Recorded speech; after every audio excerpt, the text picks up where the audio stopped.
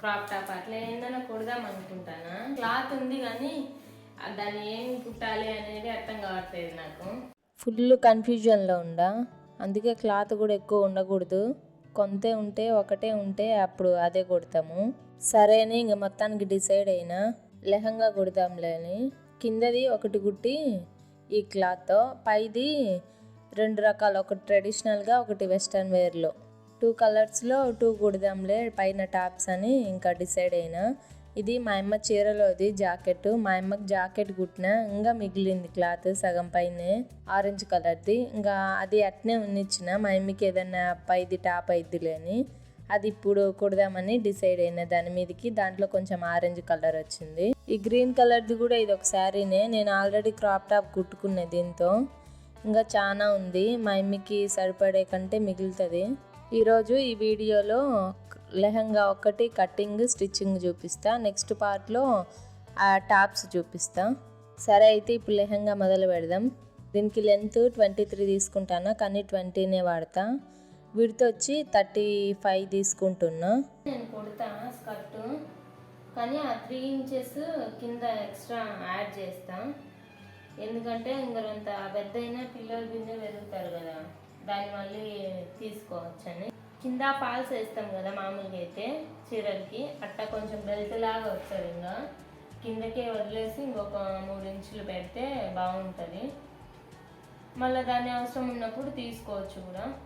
ఇది క్లాత్ 2 లేయర్స్లో తీసుకున్నా నేను.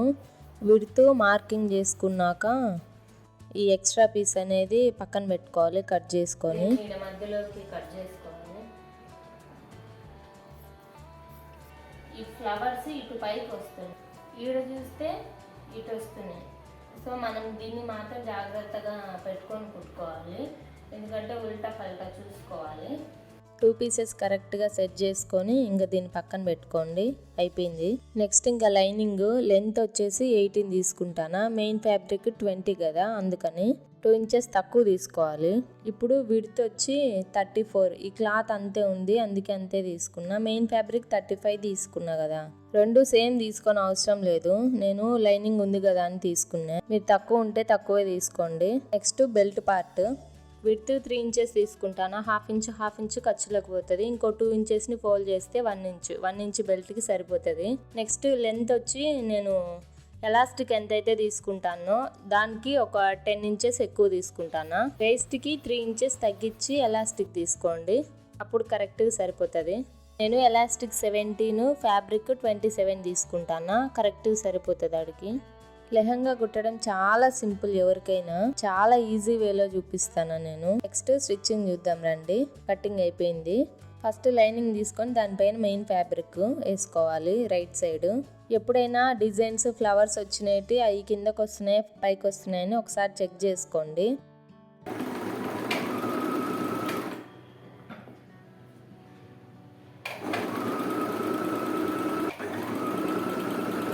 ఇటు చూపించినట్టు లైనింగ్ పైన పెట్టుకొని main fabric front part back part 2 పెట్టుకోండి. తర్వాత ప్రిల్స్ ఎంత పెట్టుకోవాలంటే బెల్ట్లో సగంకి మార్క్ చేసుకొని అది ఎంత ఉందో ఒక్కో పార్ట్ అంతకి ప్రిల్స్ పెట్టుకోండి.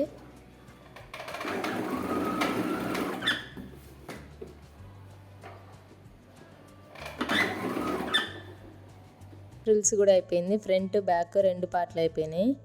ఇప్పుడు ఈ 2 పార్ట్లన్నీ జాయిన్ చేసుకోవాలి. ఒక సైడు పైన పట్టుకొని 2 ఇట్లా స్ట్రైట్గా. ఫస్ట్ ఏమో మెయిన్ ఫ్యాబ్రిక్కి పైనుంచి వచ్చి మెయిన్ ఫ్యాబ్రిక్స్ 2 కలిపి ఒక కుట్టు వేసుకోండి. దాని తర్వాత లైనింగ్ 2 కలుపుకొని ఇంకొక కుట్టు వేసుకోండి. 2 అన్ని 4 కలిపేశారంటే అది బాగుండదు, దేనికి దానికి సపరేట్ ఉంటేనే బాగుంటుంది. ఒక సైడ్ జాయిన్ చేసుకున్నాక ఇంకా మొత్తము ఇట్లా వచ్చింది, సగము 13.5 వచ్చింది ఒక్కో పార్ట్కి. నెక్స్ట్ అది అయిపోయినాక లైనింగ్ ఇంకా మెయిన్ ఫ్యాబ్రిక్ మడిచి కుట్టుకోండి. లైనింగ్ హాఫ్ ఇంచే మర్చుకోవాలి.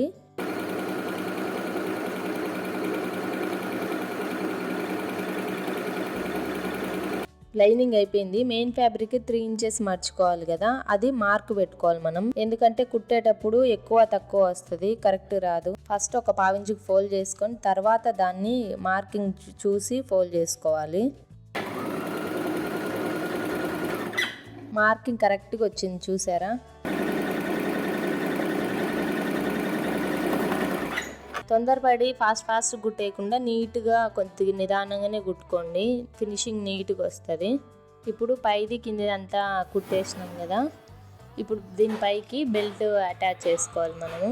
ఫినిషింగ్ చూసారా ఎంత నీట్గా ఉంది, లైనింగ్ కూడా పర్ఫెక్ట్గా వచ్చింది. నెక్స్ట్ బెల్ట్ యాడ్ చేసుకునేటప్పుడు చూసుకొని రైట్ సైడ్ లోపలికి పెట్టుకొని ఫ్యాబ్రిక్ పైకి స్టిచ్ చేసుకోవాలి చూపించినట్టు. అయిపోయింది, కుట్టాక ఇలా వస్తుంది. ఫినిషింగ్ నీట్గా ఇచ్చుకోవాలి. నెక్స్ట్ సైడ్స్ ఈ పీసులు ఎక్కువ పోతాయి, అందుకని జిగ్జాగ్ చేసిన నేను. ఇప్పుడు దీని లోపలికి ఫోల్డ్ చేసుకొని నీట్గా ఒక స్టిచ్ వేసుకోవాలి. ఈ స్టిచ్ మొత్తం వేసుకోకుండా కొంచెం 2-3 ఇంచెస్ గ్యాప్ తీసుకోండి. దాని లోపల నుంచి ఎలాస్టిక్ ఎక్కించుకోవాలి మనం. నెక్స్ట్ ఎలాస్టిక్ వచ్చేసి మనం 17 అని చెప్పిన కదా, 1/2 ఇంచ్ యాడ్ చేసి ఖర్చులకి తీసుకుంటాను నేను. నెక్స్ట్ దీనికి ఒక సేఫ్టీ పిన్ పెట్టుకొని లోపలికి మొత్తం ఎక్కించుకొని బయటికి తీసుకోండి. అటు సైడ్ పిన్ను పెద్దది పెట్టుకోండి, లేకపోతే మధ్యలో ఇరుక్కుపోతుంది. ఇప్పుడు దీనిపైన స్టిచ్ చేసుకోండి.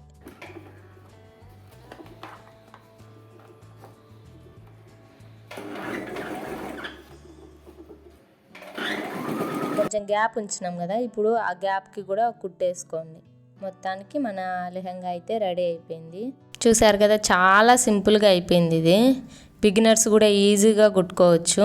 నచ్చితే ఒక లైక్ చేసి, ఎవరికైనా యూజ్ అవుతుందంటే షేర్ చేసి మన ఛానల్ని సబ్స్క్రైబ్ చేసుకోండి. సరే మరి, బాయ్.